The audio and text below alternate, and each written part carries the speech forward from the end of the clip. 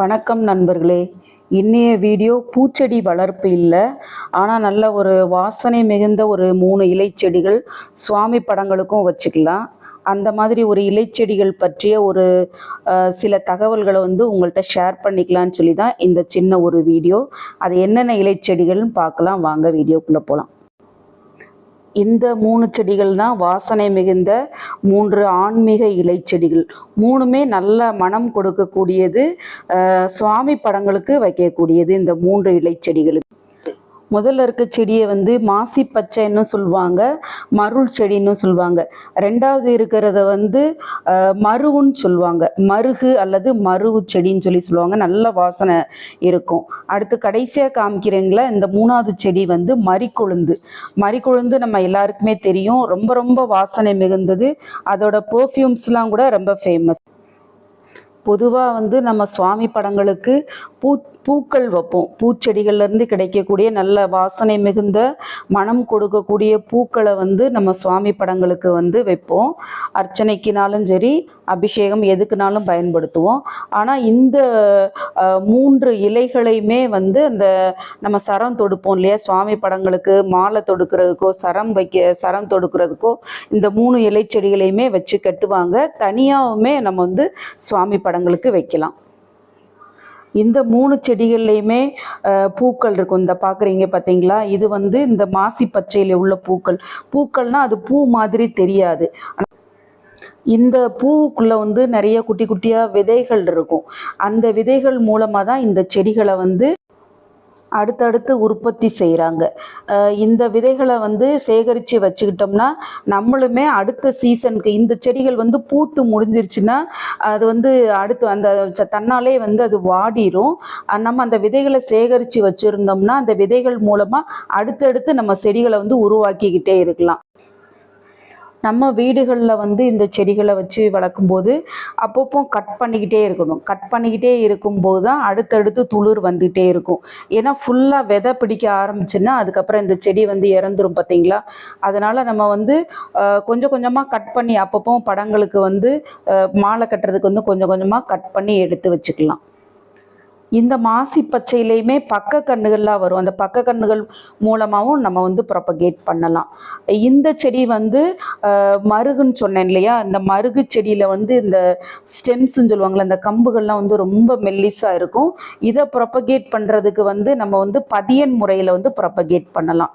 இந்த மரிக்கொழுந்து செடியிலையுமே பூக்கள்லேருந்து அந்த கிடைக்கிற விதைகளை இது பண்ணலாம். ஆனால் பூ வந்துருச்சுனாலும் இந்த செடியும் வேறந்துடும். மிஞ்சி போனால் 1 வருஷம் 1.5 வருஷம் தான் இதுக்கு லைஃப் ஏமும். அதனால நம்ம வீடுகளில் விதை போட்டு வளர்க்கும் போதே ஒரு 2-3 செடியாக நம்ம வச்சுக்கிட்டோம்னா ஒவ்வொரு செடியாக நம்ம கட் பண்ணி விட்டுக்கலாம். ஒரு 4-5 தடவை கட் பண்ணி விட்ட பிறகு ஒரு செடியை விதைக்கு விட்டாலும் அடுத்த செடியை நம்ம சாமி படங்களுக்கு வச்சுக்கிறதுக்கு யூஸ் பண்ணிக்கலாம். இந்த எல்லா செடிகளுக்குமே ஒரு நேர்மறை ஆற்றலை வீட்டுக்குள்ளே கொண்டு வர்றதுக்குள்ள சக்தி இருக்குது.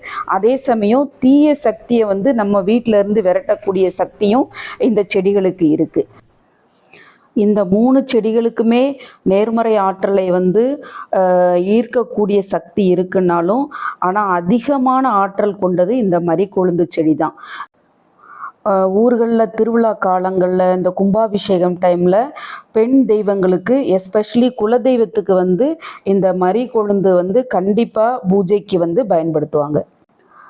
வீட்டுக்குள்ளே இருக்கிற எதிர்மறை சக்தியை வெளியேற்றுறதுக்கு இந்த மரிக்கொழுந்தை நிழலில் காய வச்சு சாம்பிராணியில் போட்டு அந்த புகையை பயன்படுத்தும் போது நல்ல ஒரு பலன் கிடைக்கும். இந்த மரிக்கொழுந்து சாம்பிராணி நல்ல ஒரு பூச்சி விரட்டியாகவும் பயன்படுது. பூச்சிகளுக்கு இந்த ஸ்மெல் பிடிக்காது. இந்த செடிகளுக்கு எல்லாமே மருத்துவ குணமும் அதிகமாக இருக்குது. இந்த மரிக்கொழுந்து செடிகளை எல்லாம் மரிக்கொழுந்தை ஒரு 4-5 பீஸு கட் பண்ணி நம்ம தூங்கும்போது தலையணைக்கு அடியில் வச்சு படுக்கும்போது நம்மளுக்கு ஒரு ஸ்ட்ரெஸ் ரிலீஃப் கிடைக்கும்னு சொல்கிறாங்க. தோல் சம்பந்தப்பட்ட நோய்களுக்கு இந்த மாதிரி அரிப்பு, சிரங்கு அந்த மாதிரி உள்ள இடங்களில் இந்த இலைகளை அரைச்சி மேல் பூச்சா 10 மாதிரி போட்டுக்கலாம்.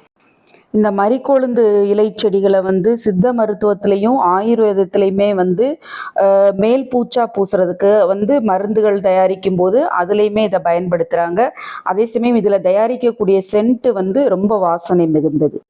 இந்த இலை செடிகளை வளர்க்குறதுக்கு வந்து மண் கலவைனா 2 பங்கு தோட்டத்து மண், கொஞ்சம் ஏன்னா ஈரப்பதம் இருக்கணும், அதுக்காக கொஞ்சமாக கொக்கோபீட், கொஞ்சம் மணல், அது கூட கொஞ்சம் எரு, மாட்டு எருனாலும் சரி ஆட்டு எருனாலும் சரி, இந்த 4ஐயுமே கலந்து வைக்கும்போது இந்த செடிகள் வந்து வீடுகளில் நல்லா வளருது.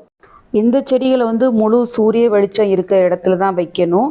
ஆனாலும் வந்து ரொம்ப உச்சி வெயில் வந்து மத்தியான வெயில் அதிகமாக படுற இடத்துல வைக்காமல் கொஞ்சம் நிழல் பாங்கான இடத்துல, ஆனால் ஒரு 4-5 மணி நேரம் வெயில் கிடைக்கிற இடத்துல வச்சாதான் நல்லா வளரும். தண்ணீருமே வந்து ரொம்ப ஊற்றிடக்கூடாது. ஓவர் வாட்டரிங் ஆயிடுச்சுன்னா இந்த செடியோட வேர்கள் வந்து இந்த செடிகளுக்கு வந்து உரம் வந்து ஆர்கானிக் உரமே போதுமானது. ஆட்டு எருவோ இல்லை மாட்டு எருவோ நல்லா காஞ்சதாக ஒரு கைப்பிடி 2 மாதத்துக்கு ஒரு தடவை கொடுத்தாலே போதும்.